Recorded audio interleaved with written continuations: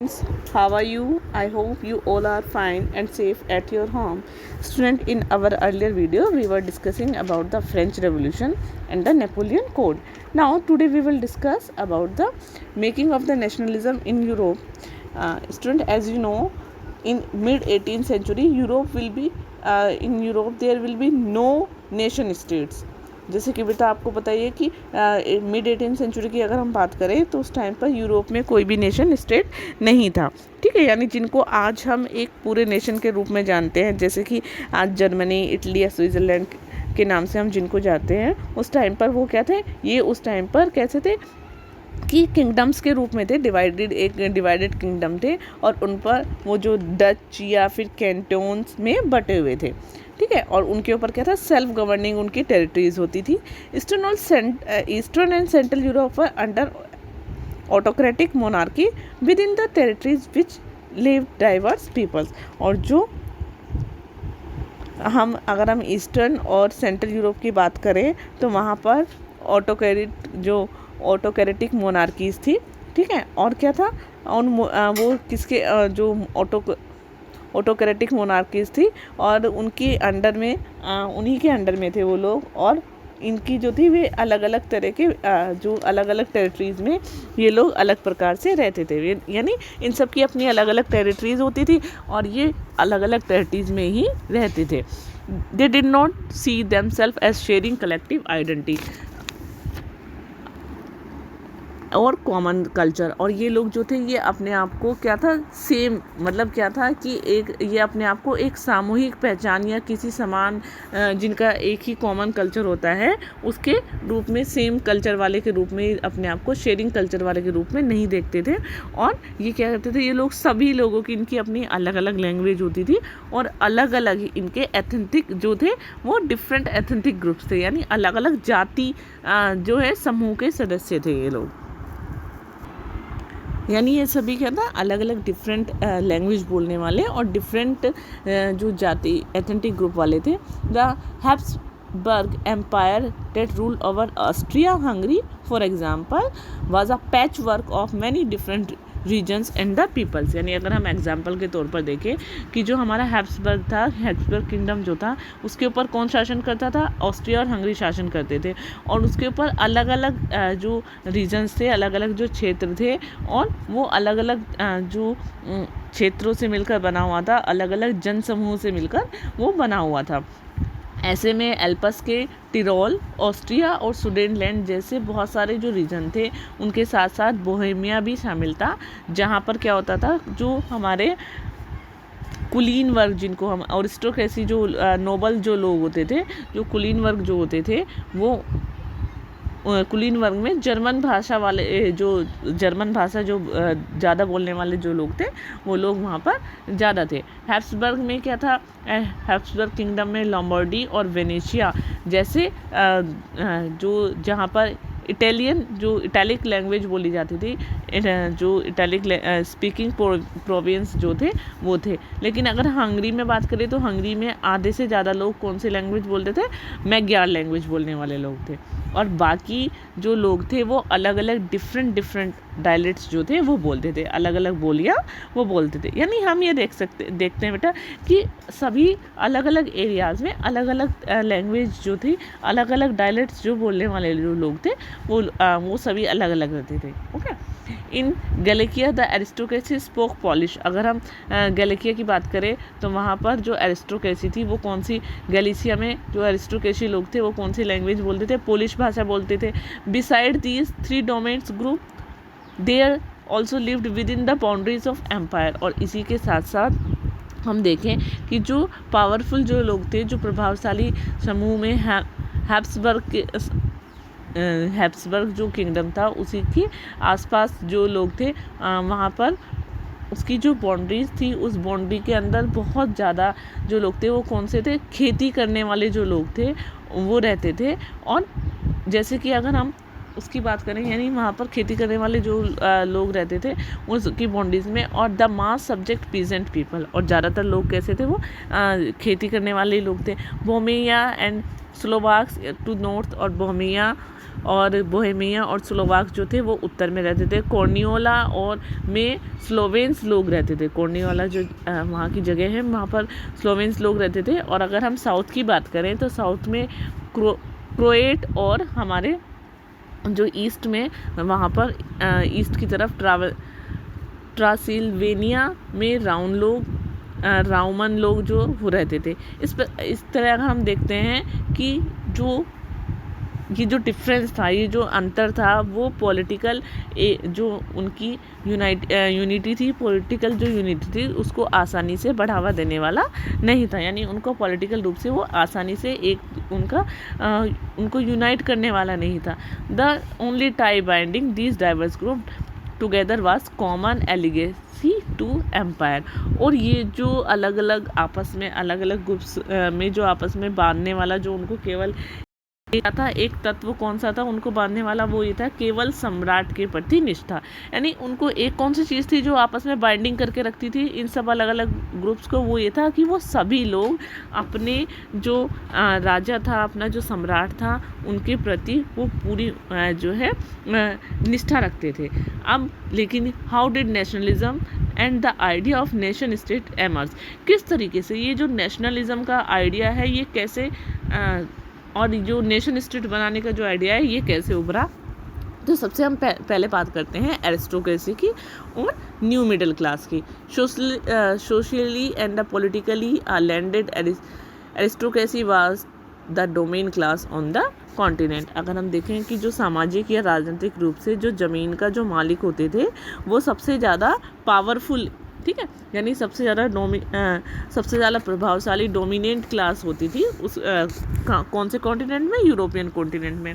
इस क्लास के जो member of this class were United by the common way of the life that cut across religion diversion. और ये जो वर्ग था, ये जो ग्रुप था, ये एक ही तरह के, ठीक है, यानी यूनाइटेड थे एक कॉमन वे से अपनी लाइफ के एक तरीके के एक ही तरीके की जो लाइफ स्टाइल था, जीवन शैली था, उससे ये बंधे हुए थे, जो कि इनको बिल्कुल अलग करती है रीजनल डाइवर्सन से।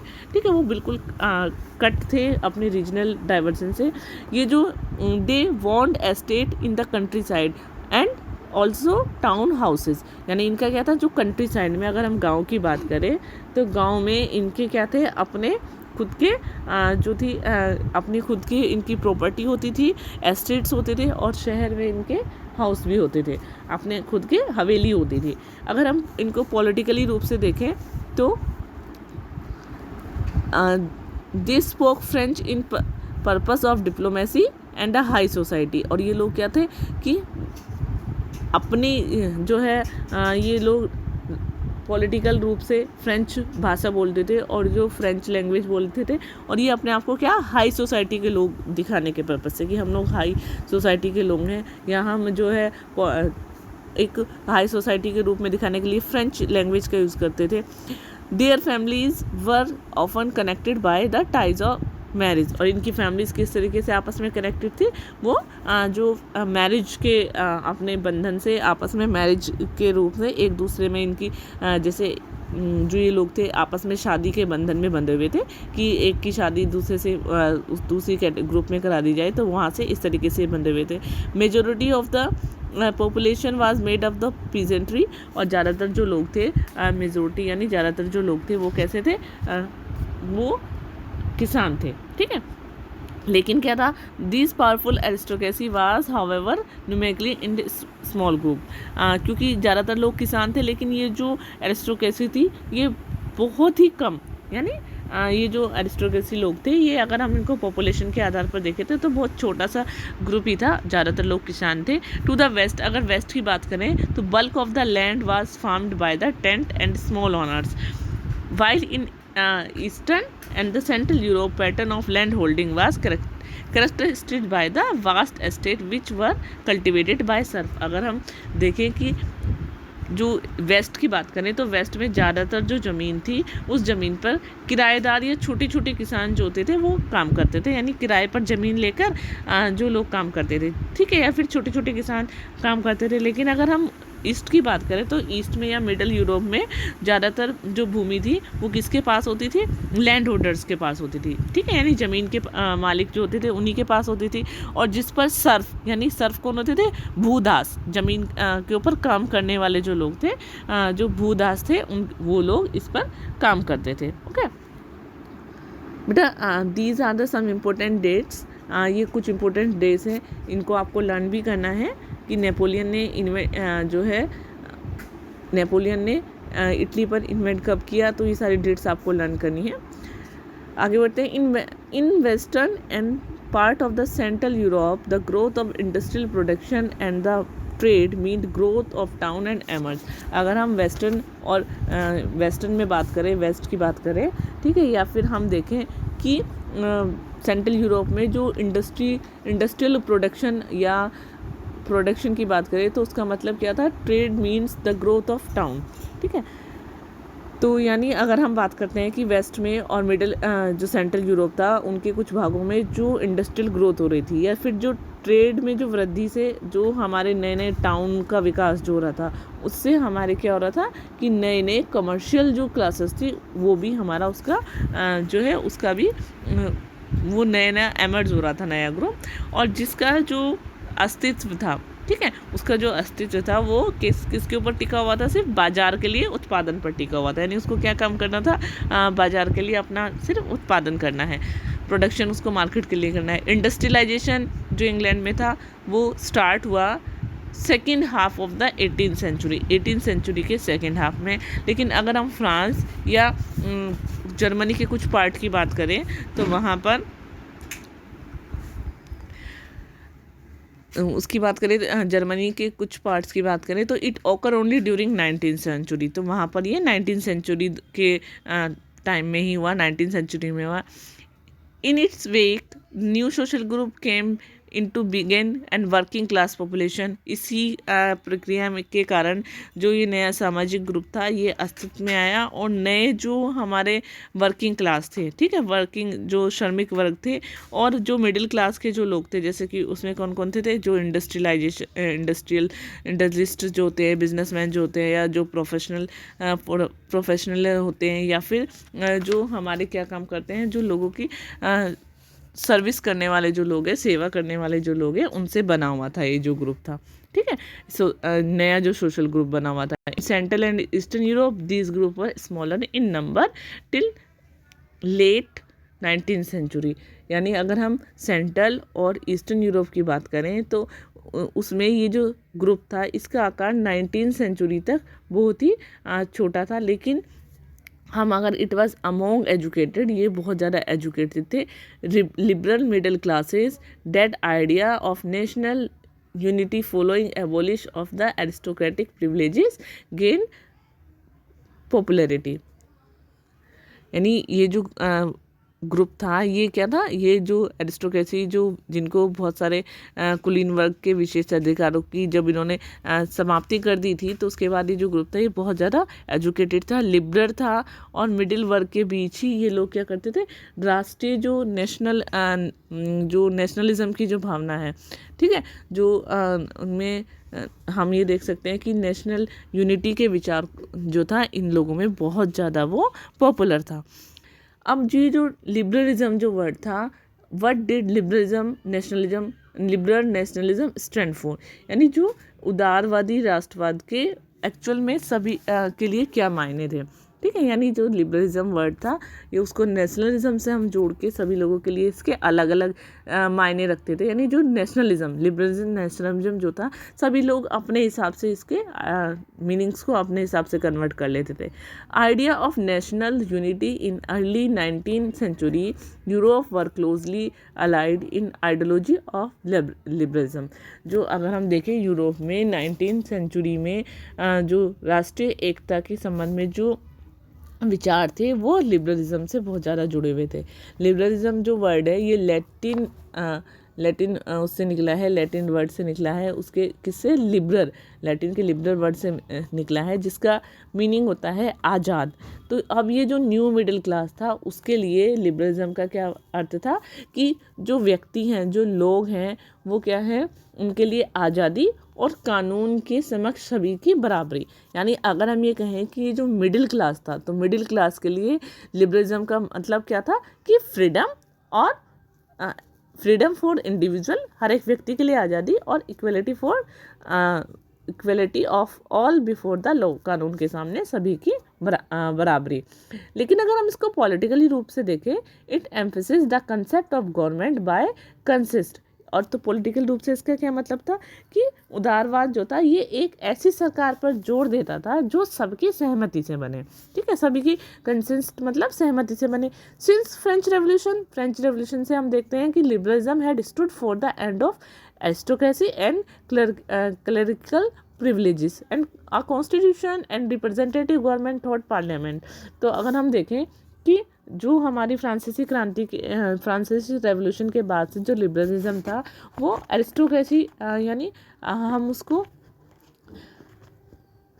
जो एरिस्टोक्रेसी या जो क्लरिकल प्रिविलेजेस मिले हुए थे, ठीक है, तो जो शासक थे और जो पादरी वर्ग को बहुत सारे अधिकार मिले थे उनको ख़त्म कर देना, कॉन्स्टिट्यूशन का बनना, ठीक है, संविधान और जो हमारी रिप्रेजेंटेटिव गवर्नमेंट जो थी उसके समर्थक में था, ठीक है। यानी हम अब इसको हम देखते हैं कि फ्रेंच रेवोल्यूशन के बाद लिबरलिज्म क्या लिया जाना, किस लिबरलिज्म का मतलब किस चीज़ से लिया जाने लगा कि जितने भी विशेषाधिकार मिले हुए थे, किसको, एरिस्टोक्रेसी को या क्लरिकल जो पादरी वर्ग था, जो आप बेटा पिछली क्लास में पढ़ चुके हैं कि फर्स्ट 2 एस्टेट्स को जो है बहुत सारे अधिकार मिले हुए थे, ठीक है, और कॉन्स्टिट्यूशन और जो रिप्रेजेंटेटिव गवर्नमेंट है उसके समर्थन में थे ये लोग। 19th सेंचुरी में liberalism also stress the inviolability of private property.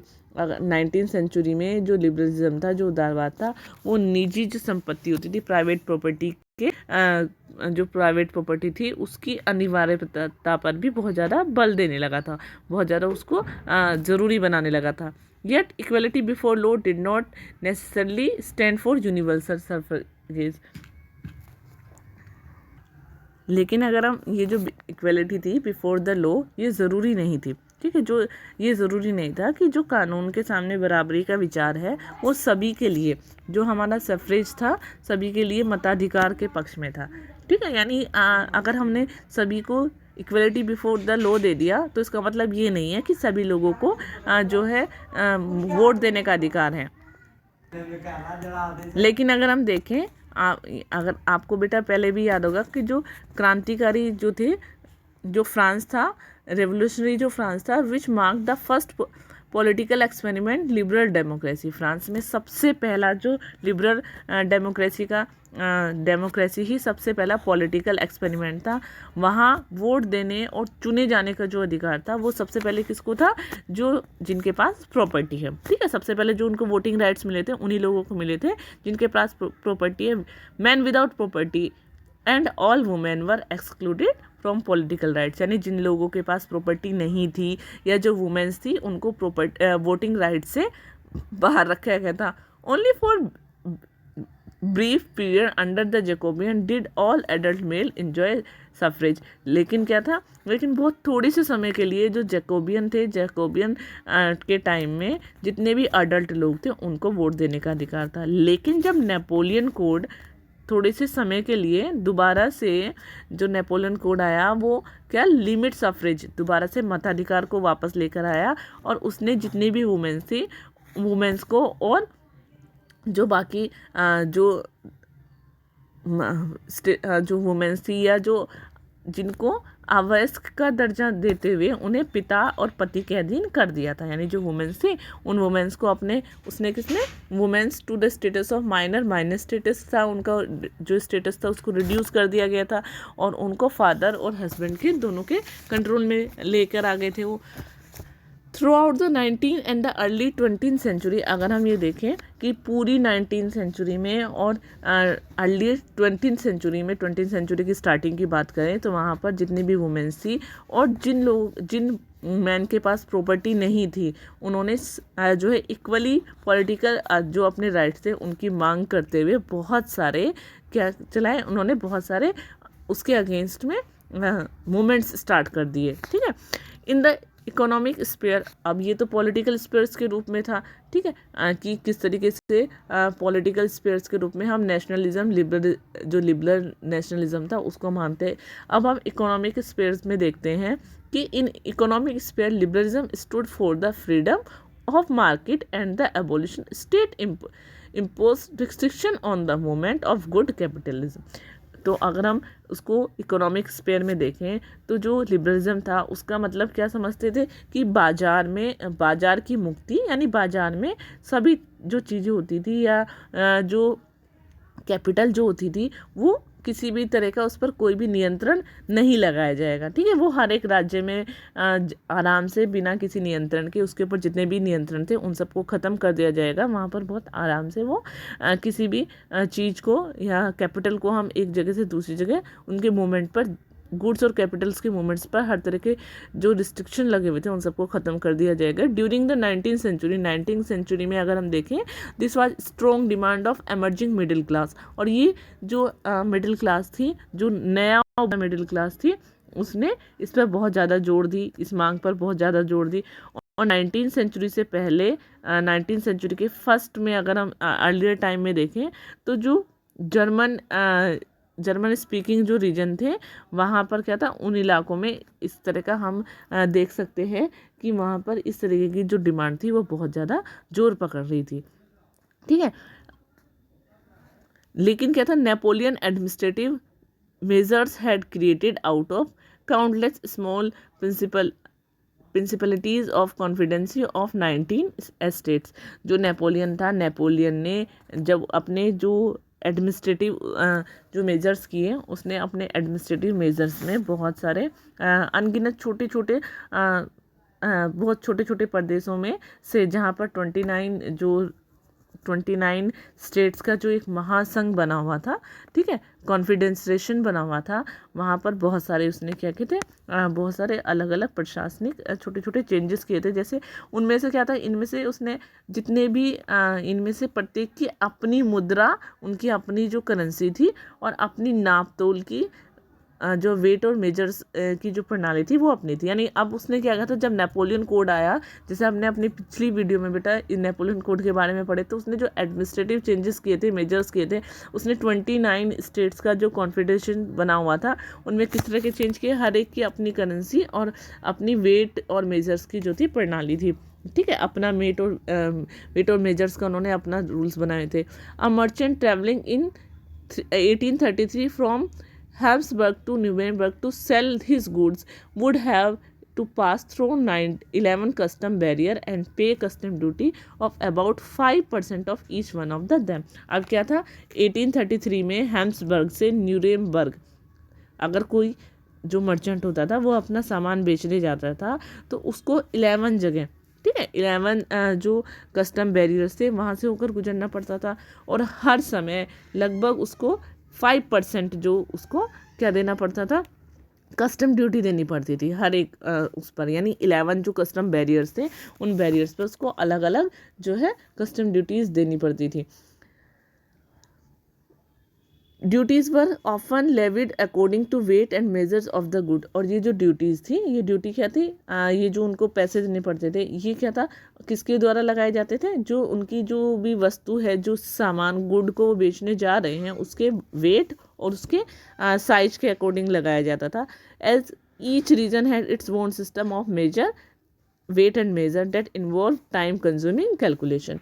हर एक जो कस्टम बैरियर्स जो होते थे वहाँ पर उनका अपना सबका नाप तोल का अलग अलग व्यवस्था थी, और हिसाब लगाने में जो उनकी ये जो हिसाब लगता था, उनको जो कस्टम ड्यूटी देनी पड़ती थी उसमें उनको बहुत ज़्यादा टाइम लग जाता था।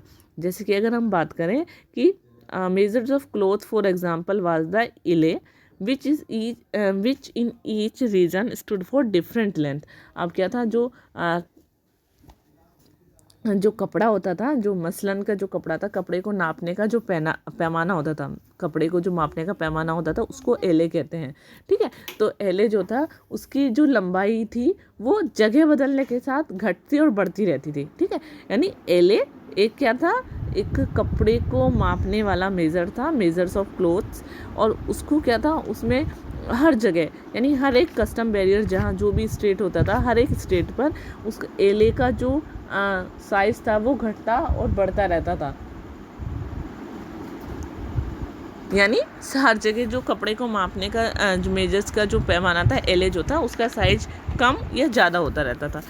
लेकिन अगर हम एक एल कपड़ा जो था वो फ्रैंकफर्ट से ख़रीदा जाता था। यानी अगर हम फ्रैंकफर्ट की बात करें तो फ्रैंकफर्ट में अगर एक एले जो ख़रीदा जाता था कपड़ा, तो वो कितने सेंटीमीटर का होता था, 54.7 सेंटीमीटर का मिलता था। लेकिन अगर हम मेंज की बात करें तो मेंज में जो था वो 55.1 सेंटीमीटर मिलता था। और न्यूरेमबर्ग में तो ये 65.6 सेंटीमीटर मिलता था। लेकिन फ्राइंगबर्ग में ये 53.5 सेंटीमीटर। तो यहाँ पर देखिए बेटा कि 4 अलग अलग स्टेट दिए हुए हैं, उन 4 स्टेट्स में अलग अलग जगह एक एले से जो था वो कपड़े को मेज़र किया जाता था, लेकिन उन सब की लेंथ जो थी वो अलग अलग होती थी। Such condition were viewed as obstacles economic exchange and growth by new commercial classes who argues for the creation of unified economic territories allowing the unhindered movement of the goods and peoples and the capital। अब हम ये जो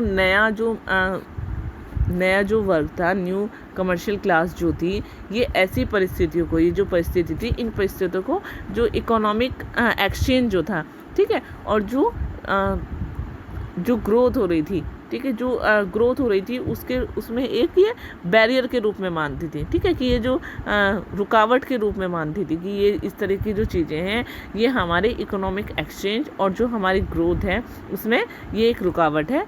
तो अब वो क्या करती थी, वो इस तरह की जो इकोनॉमिक जो एरिया थे उनके निर्माण के पक्ष में वो अब कहता आर्ग्यू करने लगे थे, एक की सभी जगह एक ही तरीके का एकीकृत यूनिफाइड इकोनॉमिक जो टेरिटरीज़ हैं वहाँ पर सभी एक ही तरह का जो है रूल, सभी में एक ही तरह का मेजर्स हो जाए, जहाँ पर जो लोग हैं वो वस्तु या जो लोग हैं उनका या जो उनकी कैपिटल है वो बिना किसी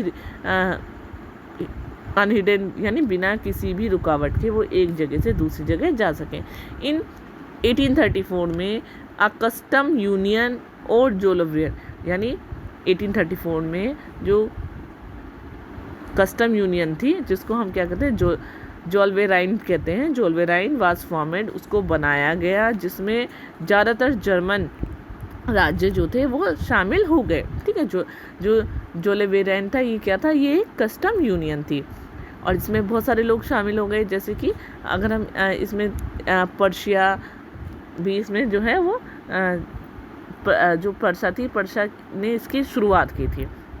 1834 में पर्सा ने इसकी शुरुआत की और उसमें कस्टम यूनियन बनाई जो थी जोलवेराइन थी और उसमें ज़्यादातर जर्मन लोग जो थे वो शामिल हो गए। अब ये जो हमारा यूनियन बनी थी, इस यूनियन ने जितने भी टैरिफ जो बैरियर थे उनको ख़त्म कर दिया and reduce number of currencies from over 30 to 2। और इसने क्या था, जितनी भी करेंसीज थी उन करेंसीज की संख्या घटाकर यानी 30 से लेकर 2 कर दी थी, यानी सभी जगह की सेम करेंसीज कर दी थी। पहले क्या था, मतलब 30 थी और अब उनको 2 कर दिया था। इसके अलावा जितने भी जो the creation of network of railways further stimulated mobility, इसने बहुत सारे रेलवे जो थी उनको रेलवे लाइंस को बढ़ा दिया, यानी हर तरफ रेलवे का जाल सा बिछा दिया।